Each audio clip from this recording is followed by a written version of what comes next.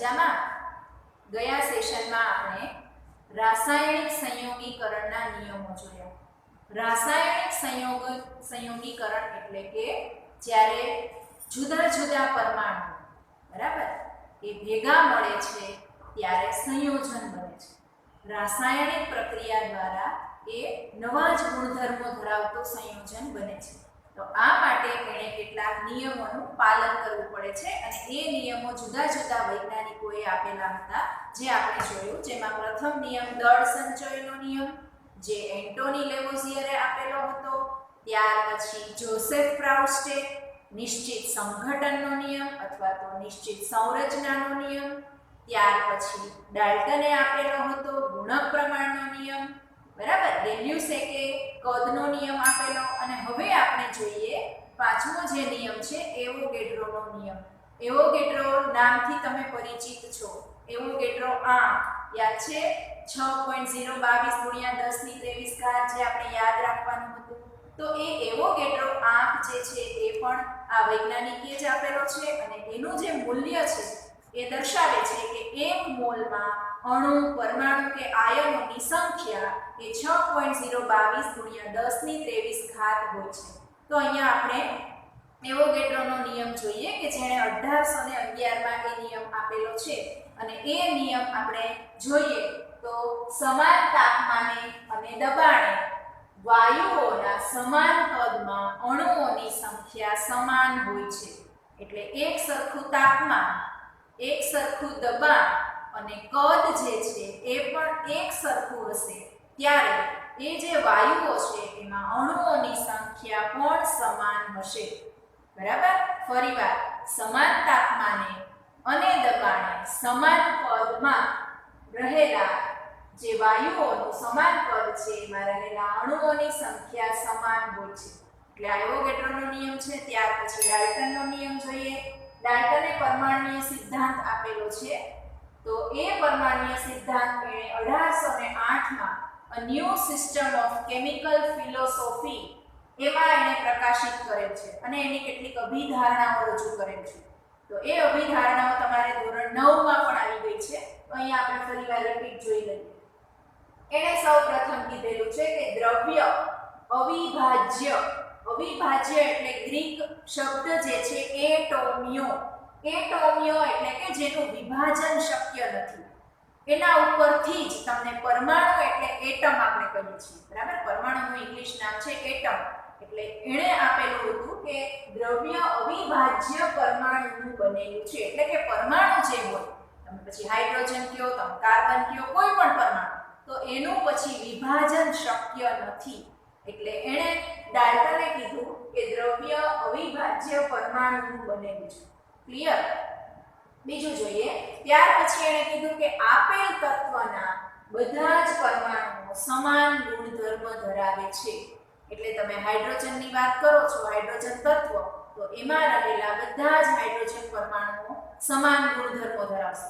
પછી તમે કાર્બનની વાત કરો તો કાર્બનના પણ બધા જ પરમાણુઓ એક જ સરખા ગુણધર્મો. એમાં પછી દળ પણ આવી જાય, એની રાસાયણિક પ્રક્રિયા પણ આવી જાય. એ બધા જ જે ગુણધર્મો જે છે એ કેવા હોય છે?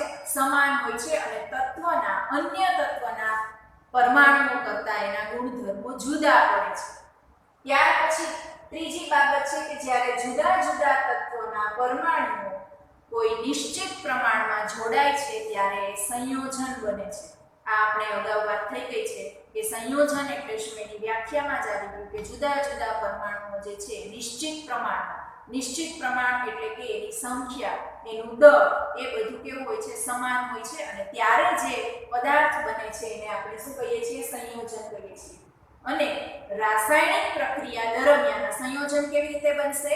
રાસાયણિક પ્રક્રિયામાં બને છે. તો એ રાસાયણિક પ્રક્રિયા દરમિયાન એ પરમાણુઓની કેવી થાય છે? ફેર ગોઠવણી થાય છે બરાબર. એટલે આ પ્રમાણે અને એ નવું જ પ્રકારનું સંયોજન, નવા જ સૂત્ર ધરાવતું સંયોજન છે એ બને છે. એટલે રાસાયણિક પ્રક્રિયા દરમિયાન પરમાણુઓની ફેર ગોઠવણી થાય છે અને ત્યારે એમાં રહેલું દળ એ કેવું આવે છે? નિશ્ચિત જ આવે છે કે એનો આપણે સર્જન કે વિનાશ કાંઈ પણ કરી શકતા નથી. જે આપણે પ્રથમ નિયમ દળ સંચયનો નિયમ જે છે એ આપણને અનુમોદન આ ડાલ્ટનના નિયમ દ્વારા મળે છે. તો આ એવોગેડ્રોનો પરમાણ્વીય સિદ્ધાંત. તો આ જે છે એ રાસાયણિક સંયોગીકરણના નિયમો. ત્યાર પછી હવે આપણે આગળ પરમાણ્વીય દળ. બરાબર, પરમાણ્વીય દળ આપણને ખ્યાલ છે કે પરમાણુ કે અણુ ખૂબ જ સૂક્ષ્મ હોય છે કે જેને આપણે નરી આંખે જોઈ શકતા નથી. તો એ જો એટલા સૂક્ષ્મ હશે તો એનું દળ કેટલું સૂક્ષ્મ હશે. બરાબર, તો એ હવે તો અત્યારે આધુનિક પદ્ધતિ છે માસ સ્પેક્ટ્રોમેટ્રી અથવા તો દળ સ્પેક્ટ્રોમેટ્રી જે છે એના દ્વારા આપણે એનું દળ માપી શકીએ છીએ. પણ પહેલાના સમયમાં 19મી સદીમાં એ દળ એ રીતે માપતા નહોતા. તો એ અઠે-ગઠે તમને અડસટ્ટે એવું આપેલું છે ટેક્સ્ટ બુકમાં કે અડસટ્ટે એટલે કે અઠે-ગઠે લગભગ લમસમ. તો એ હાઇડ્રોજન જે છે એના પરમાણુનું દળ એક કોઈ પણ એકમ વગર એક સ્વીકારી અને પછી અન્ય પરમાણુઓના દળ છે એ માપતા હતા. પણ હાલમાં એ પદ્ધતિ જે છે એ પ્રમાણે નથી માપવામાં આવતું. પણ હાલમાં કાર્બન 12 એટલે કે કાર્બન જે છે 12 પરમાણ્વીય દળ ધરાવતો કાર્બન. હવે આપણને એમ થાય કે 12 કાર્બન જે છે એ 12 જ કેમ? તો એ કાર્બનના આપણને સમસ્થાનિકો એ પણ આપણે અગાઉ આવી ગયું છે. સમસ્થાનિકો છે 12 કાર્બન, 13 કાર્બન, 14 કાર્બન. એટલે એના દળ અલગ અલગ હોય છે. ક્રમાંક પરમાણુ ક્રમાંક સરખા હોય તો આપણે એને પરમાણુ જે છે કાર્બન એના સમસ્થાનિકો કોઈ પણ તત્વના આપણે સમસ્થાનિકો આપણે કહી શકીએ કે જેમાં પરમાણુ ક્રમાંક સમાન હોય પરંતુ પરમાણ્વીય દળાંક છે કેવા હોય છે? જુદા જુદા હોય છે. તો અહીંયા પરમાણ્વીય દળ માપવા માટે હાલમાં 12 કાર્બનનું પરમાણ્વીય દળ 12 AMU એટલે કે એટોમિક માસ યુનિટ એકમ છે પરમાણ્વીય દળનું. એટલે AMU નક્કી કરવામાં આવ્યું અને તેના આધારે બીજા બધા પરમાણુઓના દળ તેની સાપેક્ષમાં ગણવામાં આવે છે. હાલની પદ્ધતિ આ છે. એટલે 12 કાર્બનનું પરમાણ્વીય દળ 12 એટોમિક માસ એ નક્કી કરેલું છે અને એની સાપેક્ષમાં AMU એટલે કે પરમાણ્વીય દળ અન્ય પરમાણુનું દળ નક્કી કરવામાં આવે છે. તો એની વ્યાખ્યા કેવી રીતે આપી શકાય? તો એક AMU એટલે કે પરમાણ્વીય દળ એકમ એટલે કાર્બન 12 પરમાણુના દળના 1/12 ભાગ જેટલું હોય છે. 1/12 અથવા તો ભાગ જેટલું એ પરમાણ્વીય દળ આપણને મળે છે. એટલે આ રીતે શોધવામાં આવેલું છે. તો અહીંયા જોઈએ આપણે 1 AMU એટલે શું? એક એટોમિક માસ યુનિટ એટલે શું? એનું જે છે મૂલ્ય નક્કી જ છે 1.66056 × 10⁻⁻24 ગ્રામ.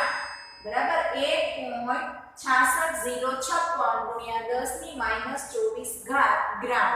આ 1 AMU નું મૂલ્ય છે. હવે હાઇડ્રોજન પરમાણુનું એક જ પરમાણુનું દળ એ તમને આપેલું છે જેના ઉપરથી એનું પરમાણ્વીય દળ ગણી શકીએ. બરાબર, હવે આપણને એમ થાય કે પરમાણુનું દળ અને પરમાણ્વીય દળ એટલે શું? તો પરમાણુનું દળ એટલે કે સાવ એકલા પરમાણુનું દળ, એક જ પરમાણુનું દળ. અને પરમાણ્વીય દળ એટલે કે 1 મોલમાં જેટલા પરમાણુઓ હોય છે જેની સંખ્યા આપણે 6.022 × 10⁻23 લઈએ છીએ એટલા અણુઓમાં કે પરમાણુઓમાં રહેલા પરમાણુનું દળ એટલે પરમાણ્વીય દળ. તો એ આપણે જોઈએ તો એકલા હાઇડ્રોજન પરમાણુનું દળ કેટલું છે? જુઓ 1.6736 × 10⁻⁻24 ગ્રામ. તો હવે એને આપણે પરમાણ્વીય દળમાં કન્વર્ટ કરવું હોય તો કેવી રીતે કન્વર્ટ કરી શકીએ? એટલે કે AMU માં કન્વર્ટ કરવું હોય તો કોઈ પણ પરમાણુ જે છે અહીંયા આપણે હાઇડ્રોજનનું ઉદાહરણ લીધેલું છે. તો હાઇડ્રોજનના એક જ પરમાણુનું દળ કેટલું છે? 1.6736 × 10⁻⁻24. એને ડિવાઇડેડ તમે AMU એટલે કે એનું મૂલ્ય 1.66056 × 10⁻⁻24 કરો તો આ બંને ઉડી જાય એટલે 1.0078 તમે આનો ભાગાકાર કેલ્ક્યુલેટરમાં કરી શકો છો. એ મૂલ્ય આવશે 1.0078 AMU અને એપ્રોક્સિમેટલી આપણે લખી શકીએ 1.008 AMU. અથવા તો સાવ સાદું તમે એક હાઇડ્રોજનનું પરમાણ્વીય દળ કેટલું છે? 1 AMU અથવા તો એને માત્ર યુનિફાઈડ માસ એવું પણ કહેવામાં આવે છે. તો આ રીતે તમે કોઈ પણ એકલા પરમાણુનું દળ જાણતા હો તો આ પ્રમાણે ગણી શકો છો. અને એના કરતા ઉલટું તમે જો પરમાણ્વીય દળ જાણતા હોય તો એ એકલા પરમાણુનું દળ છે એ પણ તમે ગણી શકો છો. તો આ રીતે તમે ગણતરી કરી અને પરમાણ્વીય દળ માપી શકો છો. તમને આપેલા જ હોય છે, બરાબર. તમારે જ્યારે દાખલામાં પરમાણ્વીય દળ ગણવામાં આવે ત્યારે એ આપેલા હોય છે. આ રીતે આપણે ગણવાના હોતા નથી, આ માત્ર સમજૂતી છે. ત્યાર પછી હવે આપણે જોઈએ સરેરાશ પરમાણ્વીય દળ.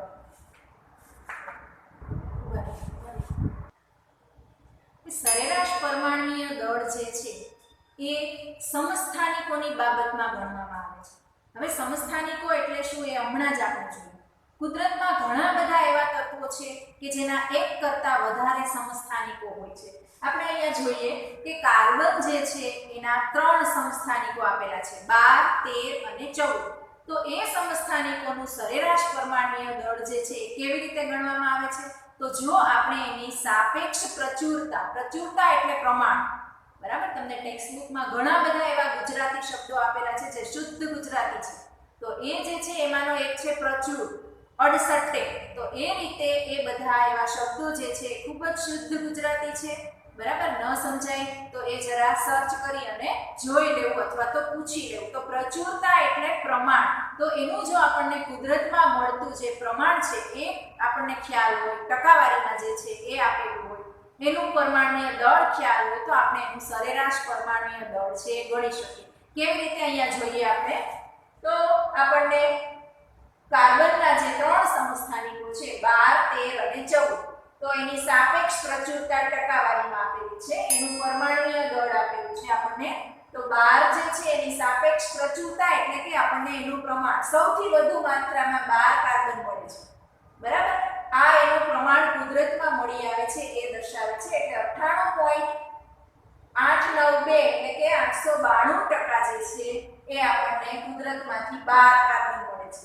ત્યાર પછી 13 કાર્બન કેટલું? 1.108 ટકાવારી, એટલે ખૂબ જ ઓછું. અને 14 કાર્બન એના કરતાં પણ ખૂબ ઓછું, જુઓ 2 × 10⁻⁻10 એટલે અલ્પ માત્રા, જેને આપણે નહિવત ગણીએ એટલા પ્રમાણમાં મળે છે. બધાનું પરમાણ્વીય દળ આપેલું છે. તો એનું સરેરાશ પરમાણ્વીય દળ કેવી રીતે ગણવામાં આવે છે? તો એનું જે સાપેક્ષ પ્રચુરતા છે એને આપણે 100 વડે ભાગી નાખવાનું છે. તો એ પ્રમાણ આપણને મળશે 0.98. આ બધાને 100 વડે ભાગી પછી એનો ગુણાકાર 12 સાથે કરી અને બધાનો સરવાળો કરો તો તમને છેલ્લે કાર્બનનું સરેરાશ પરમાણ્વીય દળ 12.011 જે છે એ આપણને મળે છે. તો આ રીતે તમે અન્ય કોઈ પણ જે તત્વ હોય એનું તમને સાપેક્ષ પ્રચુરતા અને એનું પરમાણ્વીય દળ આપેલું હોય તો એ સમસ્થાનિકોનું આપણે સરેરાશ પરમાણ્વીય દળ છે એ ગણી શકીએ. સ્વાધ્યાયમાં તમને એક આવું દાખલો જે છે એ આપેલો છે, તો આના ઉપરથી તમે ગણી શકશો. તો આ વિડિયો જોઈ અને પછી તમે એ દાખલો ગણવાનો પ્રયત્ન કરજો. હવે આપણે આગળ જઈએ આણ્વીય દળ. આણ્વીય દળ, પરમાણ્વીય દળ એટલે પરમાણુનું દળ, તો આણ્વીય દળ એટલે અણુઓનું દળ, બરાબર. તો એ અણુઓનું દળ જે છે એ આપણે કેવી રીતે ગણીએ? તમને 9મા 10મામાં આવી જ ગયું છે, છતાં પણ આપણે ફરીવાર રિફર કરી, આપણે ઉદાહરણ દ્વારા સમજીશું. કે દાખલા તરીકે અહીંયા મેં 2 અણુ લીધેલા છે, H2O એટલે કે પાણી, સલ્ફ્યુરિક એસિડ એટલે કે H2SO4. આણ્વીય દળ ગણવા માટે તમને પરમાણ્વીય દળ આપેલા હશે, તમારે યાદ રાખવાના નથી. એક પણ પરમાણ્વીય દળ તમારે યાદ નથી રાખવાનું, બરાબર. અમુકના તમે ગણશો ને એટલે તમારી મેળે આપોઆપ તમને યાદ રહી જ જશે, પણ આપણે એકે યાદ નથી રાખવાના. તમને આણ્વીય દળ કે અથવા તો મોલર દળ કે જે હવે પછી આવશે તો એ બંને એક જ. તો એ તમારા એના માટે તમને પરમાણ્વીય દળ આપેલા જ હશે, બરાબર. એના ઉપરથી આપણે આણ્વીય દળ કેવી રીતે ગણીએ જુઓ. H2O, H2O માં 2 હાઇડ્રોજન 1 ઓક્સિજન. તો એને આ રીતે છૂટું પાડીને લખવાનું કે 2 હાઇડ્રોજન પ્લસ 1 ઓક્સિજન. હવે હાઇડ્રોજનનું પરમાણ્વીય દળ 1.008 છે. એપ્રોક્સિમેટલી તમે 1 પણ લઈ શકો, બરાબર, ખોટું નહીં પડે. એટલે 1 અથવા તો 1.008 એટલે 2 × 1.008. ઓક્સિજન એક જ છે, ઓક્સિજનનું 16 આપેલું છે એટલે કે 16 સરવાળો કરશો એટલે તમને 18.016, બરાબર. આપણે આગળ વૈજ્ઞાનિક સંકેત પદ્ધતિ અને સાર્થક આંક જોઈ ગયા, તો એના ઉપરથી કે જો છેલ્લો આંકડો 5 કરતાં વધુ હોય તો એમાં આપણે આગળમાં એક ઉમેરી દઈએ એટલે 18.02 અથવા તો આપણે માત્ર 18 યાદ રાખીએ તો પણ ચાલે. તો આ રીતે H2O. ત્યાર પછી હવે જોઈએ H2SO4 સલ્ફ્યુરિક એસિડ. કેટલા પરમાણુઓ છે? 2 હાઇડ્રોજન, 1 સલ્ફર, 4 ઓક્સિજન. બધાને છૂટા પાડીને લખો. 2 hydrogen plus sulphur plus 4 oxygen. બધાના પરમાણુય દળ મૂકી દો. 2 ગુણ્યા 1 પ્લસ સલ્ફર એટલે 32 છે, ઓક્સિજન એટલે 16 છે, પણ ઓક્સિજન કેટલા? 4 એટલે 16 ગુણ્યા 4. તો આ બધાનો ગુણાકાર અને સરવાળો કરશો તો છેલ્લે આવશે 98. તો આ રીતે આપણે આણ્વીય દળ કોઈ પણના ગણી શકીએ. હવે તમે હોમવર્કમાં આટલાના આણ્વીય દળ જે છે એ ગણજો. અહીંયા હું લખું છું HNO3 બરાબર, કાર્બન ડાયોક્સાઇડ, C6H12O6. આ બધાના પરમાણ્વીય દળ તમને ટેક્સ્ટ બુકમાં પાછળ એ કોષ્ટકમાં આપેલા છે, એના ઉપરથી જોઈ અને તમે બધાના આણ્વીય દળ આ વિડિયો લેક્ચર જોઈ અને તમારે ગણવાના છે. Thank you.